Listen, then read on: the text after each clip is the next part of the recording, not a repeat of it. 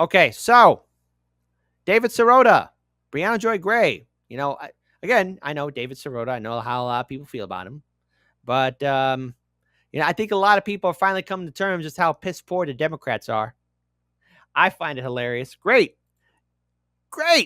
Now Democrats are being revealed as the frauds that they are, and I think a lot of people who went to bat for the Democrats are also accepting it. So this is from Briahna Joy Gray. Just want to play this right here. This rabid interview from Kirsten Gillibrand on the Brian Lehrer show. Did you catch that clip? New York constituents that I've spoken to that are alarmed. They are alarmed by past public statements. They are alarmed by past positions, particularly references to global jihad. The sense that I'm getting is that there's a walking back. And when I those endorsement or those congratulations tweets, as it were, and combined with a bunch of "I'm never going to congratulate you. You're horrible. You're a communist. You're a Muslim. Get out of office" style tweets from the Ackmans and even people like Larry Summers. The fact that now we're having people like Kirsten Gillibrand unwilling to endorse. I've gone back and looked at the Schumer tweets, and they are not reassuring to me. The nature of them is we worked together in the past, and if he's mayor, when he's mayor, I'm looking forward to working together in the future. That's code word for he doesn't give a damn if Zohran Mamdani loses. Which, if he's mayor. Mm-hmm. Do you know what I mean? Right. Is that your takeaway of this? Yeah, for sure. I mean, I think that a lot of these Democratic politicians are looking to see where so-called safe ground is. They're looking to see where the dynamic moves. These are not leaders. These are essentially followers. And they're afraid. They don't know where safe ground really is for them. And I think that's really telling. That's because they never really got pushback. You got to forget a lot of these people forget, like during the last 8 years, when Jimmy Dore and everybody else was calling them out, especially during the Biden years, but also even during Trump's first term, a lot of people were carrying water for the Democrats. And look, I got to be clear here too. 2018, when the Justice Democrats, Brand New Congress, Our Revolution, DSA were hyping that good song of reforming the Democrats. Yeah, it looked like there was a possibility, but then again, it all was nothing but smoke and mirrors. False hope. Because had Andrew Cuomo won the Democratic nomination, all of these people, all of them, even the ones who called for his resignation when he was governor, all of them would be lined up behind him, not only congratulating him, but fully endorsing him. We know that counterfactual. It's really not even debatable. It's a hypothetical, but it's obvious. So I think what we're seeing is the double standard here. We're seeing that the Democratic Party leadership is, as I've said this before, the Democratic Party leadership is terrible at literally everything. They cannot, and they refuse to use their power to stop Donald Trump or even slow down Donald Trump. They refuse to use their power to try or accomplish serious legislative change. They are terrible at communicating what a vision of Democratic Party policy is. But the one thing they are the GOAT at, the greatest of all time, this particular generation of Democratic leadership.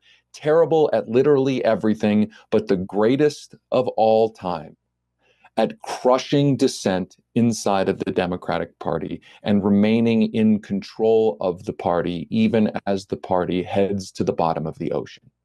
So we have to understand that what's going on right now, Mamdani's victory in that primary is a huge watershed moment for many reasons, including the fact that he was able to overcome essentially the Michael Jordans of stopping any kind of dissent inside of the party, but the battle is not over. Those greatest of all times in crushing Democratic dissent, they may be back for a general election, right? This is probably not over yet. But it probably is. Here's the thing. As much as I would like to say that there is a chance for people to come to an epiphany and realize, oh, the progressives were right, that doesn't happen in the Democrat Party. Why would the Democrats on earth even think about accepting like this is a good idea? No. No. No. No. How about no? Okay? There's a lot of no's here that we're getting. And the Democrat Party is designed to tell people to F right off.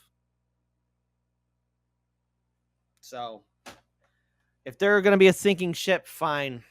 At least I'm on a life raft looking at them sink, grabbing popcorn and eating it. That's about it.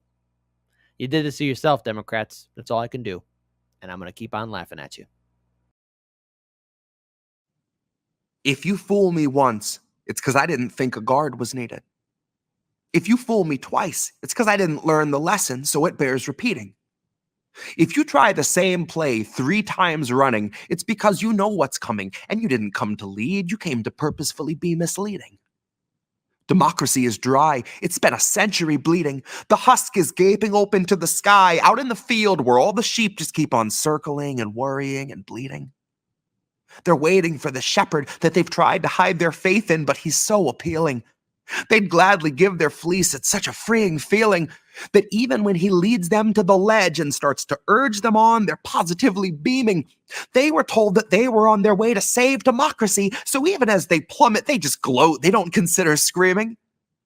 And halfway up the cliff, the shepherd's cozy little mittens wrap around the staff of shattered human hopes on which he's leaning.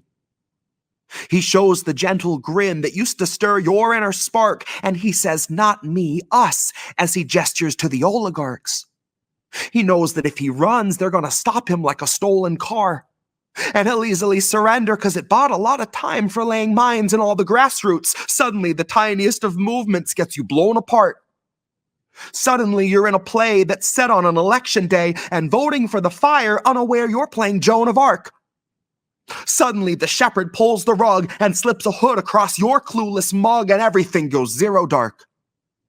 I'm gonna warn you once more before it's 2024 and you fuck around and find out who your heroes are.